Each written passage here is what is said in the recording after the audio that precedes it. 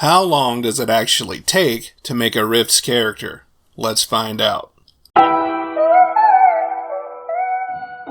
One of the more frequent claims about RIFTS is that it takes a very, very long time to make a character. I'm certainly not going to deny that fact under certain circumstances. But let's look at it from a broader viewpoint.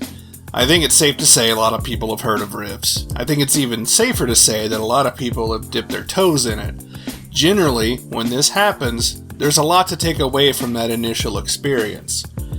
The argument is that it takes a lot of legwork to learn the rules, to sift through the various settings, and to keep up with the group who have been playing this for years when you were introduced to it for the very first time. But I submit that such an argument would apply to any tabletop role-playing game, to some degree. I don't think making a character in any game that you've never played before is very fun. But I also think the opposite is true. It can be fun if you know what you want to make and you want the character to be like.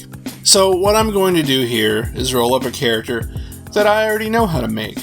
I know what the general capabilities are, and I know what kind of person I want this character to be and how I want him to interact with the world. And I know the process.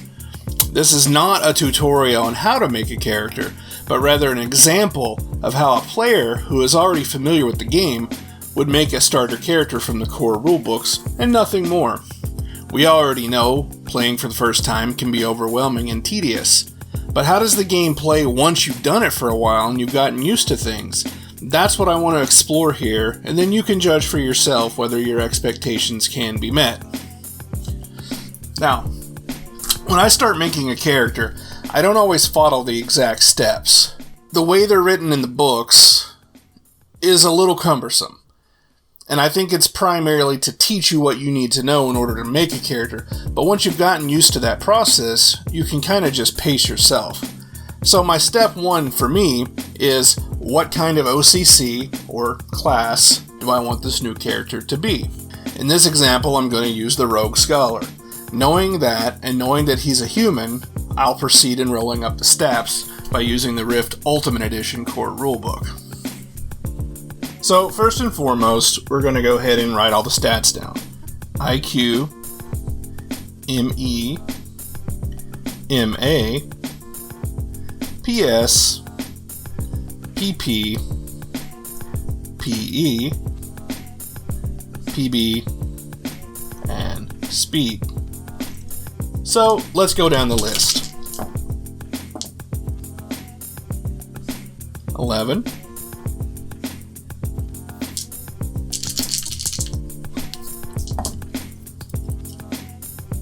11.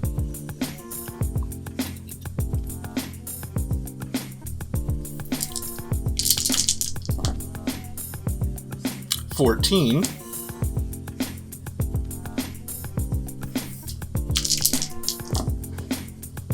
11. Super Joe average, which is fine with me. 11. It's the craziest combination ever. Now, so we have 15.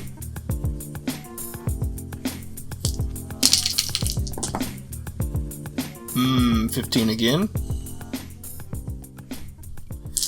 And last but not least, 14 for speed. So we're off to a pretty good start. Next, I'm going to review the OCC special abilities and bonuses and just write them down. And this includes unique skills and the added bonuses to the stats that I just rolled up. So, to start off here, so these are the special OCC abilities and bonuses. I'll just tag that as special abilities for now. Now you notice I'm writing this on notebook paper, and that's usually how I do my character sheets. Of course, this is going to be a preference from person to person, and it makes more sense to me to lay it out on paper, and then when the character is completed, then transfer it to an actual character sheet. Or don't. I've played many games over the years where the notebook paper is my character sheet, and there's absolutely nothing wrong with that as long as it makes sense to you and, of course, the GM when they look at it.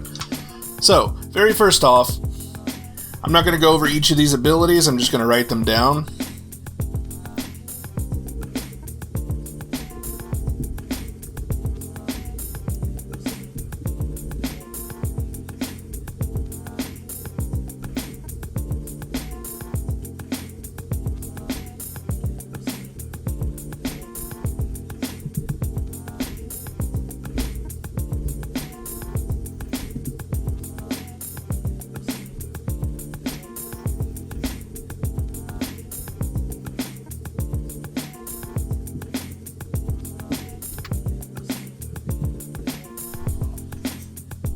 Now I'm kind of summarizing these here. And of course this part is just writing down, it's copying information. It gives me another plus 10% to these other skills that I may or may not take, but I'll remember that it's there. And then lastly, I get bonuses to my attributes, plus 1 to IQ. So that becomes a 12. This eraser's kind of dodgy. 12 to my IQ. Plus 2 to my MA. Now I got a 16 in the MA at this point, but that does not warrant a rolled bonus because it was not generated naturally. But that's still pretty good. And what I'm talking about there is when you roll your stats, if you get a 16, 17, or 18 on your original die roll, you can actually roll another d6. But again, I'm not necessarily explaining how to make a character, I'm just explaining how to make a character, if that makes any sense. Plus 5 on perception. So I kind of start the columns off over here. So we know that perception starts out at plus 5. And then I get plus 2d6 to my SDC. So I'm going to create the SDC. We get 2d6 there. That is going to be 8 for that. So that first part of that's special class abilities. Now a lot of these were introduced with the RIFTS core rulebook for the Ultimate Edition and not necessarily in the older edition, but I think after 15 years it's safe to say that the Ultimate Edition is going to be the default for this type of stuff. So now that I've done that, I'm going to go back and remark some of the other character traits, which in this case would be alignment,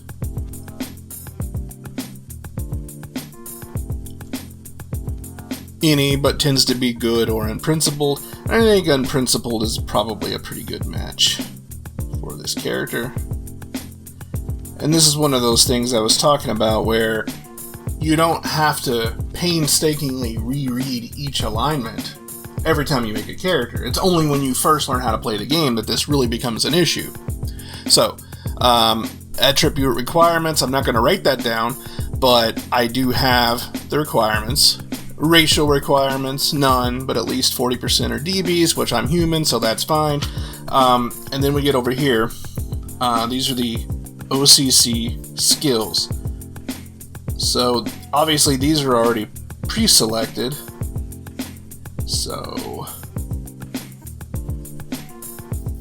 we go down to here and we see what these are going to be. So I'm going to copy these down and write them.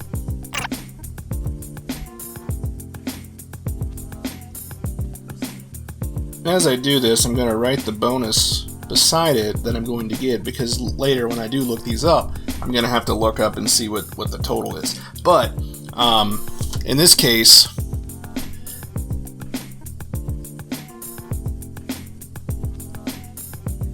American is the default language since this takes place in North America. So I pick I'm literate in 3 other languages. There are a lot of different languages. I think Technocan sounds good. Euro. Dragonese. Elven. So those are my primary languages.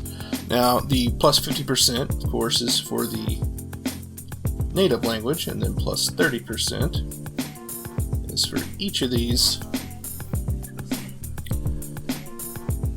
And those are for reading, and then so my languages, my native language, which starts at just flat 98%. That's all you're going to get. If that were the case, I think I'd probably roll a 2% most of the time, or a 99 and a 100%, as just illustrated.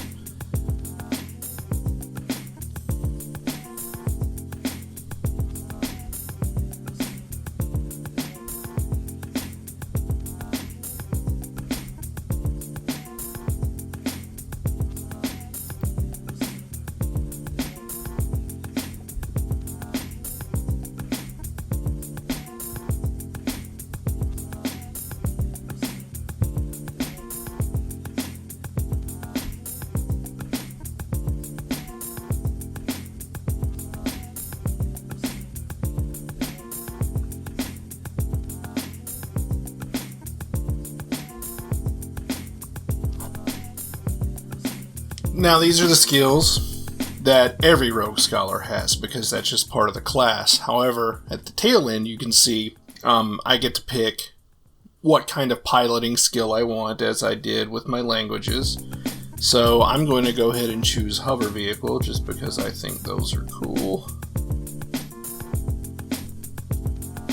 And WP, which is the weapon proficiency, ancient one of choice. Well, you know, I kind of like the baseball bat, so here I'll go with the blunt WP. Then from there I get to choose another type: energy pistol or energy rifle or any SDC firearm. I'm going to go with energy pistol, just because I feel like he's going to be very discreet in a lot of what he does. Now, on the hand-to-hand section, it's going to tell you, I get this with these, I guess, learned men classes, versus some of the other ones where it's based on combat. The hand-to-hand that I select is going to actually, if I just went with just the most basic hand-to-hand selection, it would count as one of my related skills. Expert is 2 and martial arts is 4. So I don't necessarily want to have, ninja skills, but I want to be a little bit better than a guy who could maybe hold up only in a bar brawl. So I'm going to go with expert, which is going to be 2 of my OCC related skills. And I'm actually going to write that up here, just as a reminder. Now, since it costs 2 of the skills, and I move on to this next section where I can choose 11 other skills, but 4 of them have to be from technical. So, doing that right off the bat means that I will have 9 skills to choose from, because 2 of those are already consumed by my hand-to-hand expert. And now I get to pick 4 of them that have to be from the technical skill list. So that's going to be,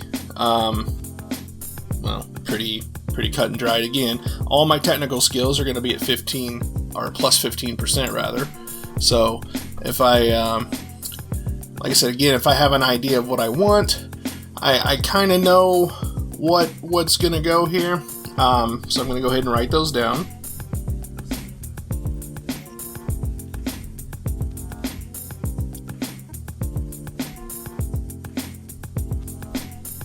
So again, these skills are just skills that I think is going to work for the character that I want to make. So cybernetics basic, which means I'll have a basic understanding of the type of cybernetic skills, not bionics or Volga-Borg or anything like that, but just the little things.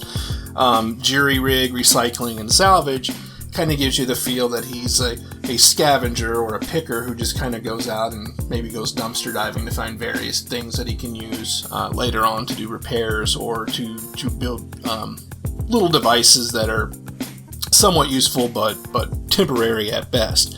But now that that's done, I'm going to pick my other 5 skills, and they can be anything that is on the list that you see. Now again, I have a pretty good idea about what I want to do, so I'm going to go ahead and write those down now.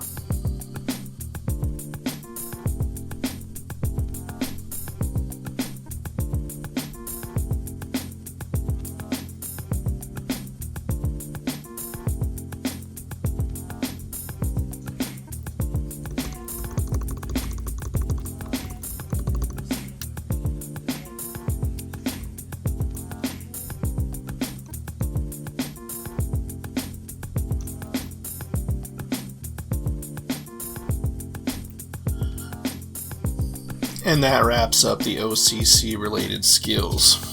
Now when I go further down the list here, I'm to the point of secondary skills.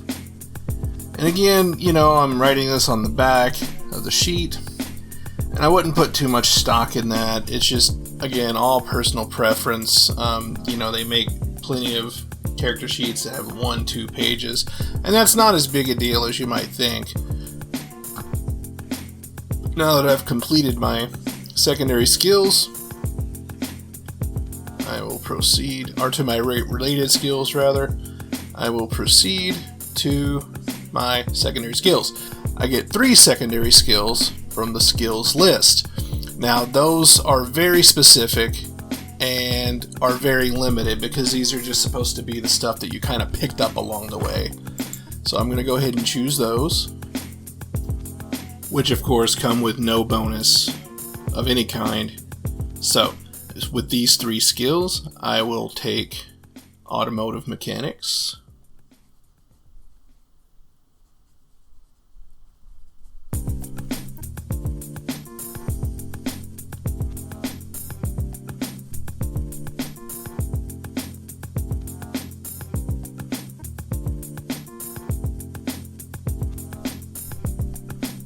military camouflage,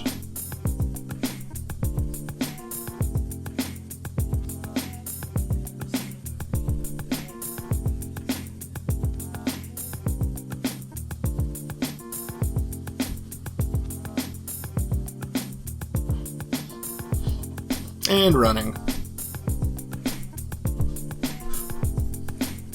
Now, at this point, all my skills are finished. What I have to do now is go back and add up the appropriate bonuses and compile them into a finished list, which I'll do that now. And voila! I have gone back to all my skills. I've added in the appropriate percentages, and with my hand-to-hand, I included all the various abilities and things like that that you would have at that level. And aside from doing the picking my equipment, suit of MDC, my starting money and cybernetics, that's all there is to it outside of what would be, I guess, one of the things that people would call the tedious part, which is going back and, family background, all that other stuff. Now, you can use that in your game. You can randomly roll it. I find that that's more useful for game masters to create just fleshed out NPCs, or you can go back and pick all that stuff and write it on your character sheet. But part of your character, at least in my mind, is that your adventure starts now. And I can tell you from just the Dungeons and Dragons groups that I've been in, they also put a lot of effort into their backstories and things like that. So these are things that are completely optional and at the discretion of the player and of the game master and what you're playing in and that sort of thing. But other than that, that's really all there is to it. You got your stats, you have your skills, you have some of your abilities, and you pick your stuff and then your background stuff, and you're done. Now, in between my whoosh, I knocked the camera. In between my whoosh of updating all my skills and things, that was probably about another 15 minutes of just going back and making sure I was doing all the math correctly. That's really all there is to it. So, and you might be saying, well, here's the thing, you kept speeding up the camera, so of course it's not going to take as long. Well, yes and no. Keep in mind that I'm recording this, trying to manage the video and then the references and things like this while I'm kind of narrating it. So I figured that would account for it and balance out. So what do you think? How long does it take you to make a character? What's the longest you've ever spent on the character? What's the quickest you've ever made a character? Let me know in the comments below, and I'll see you next time.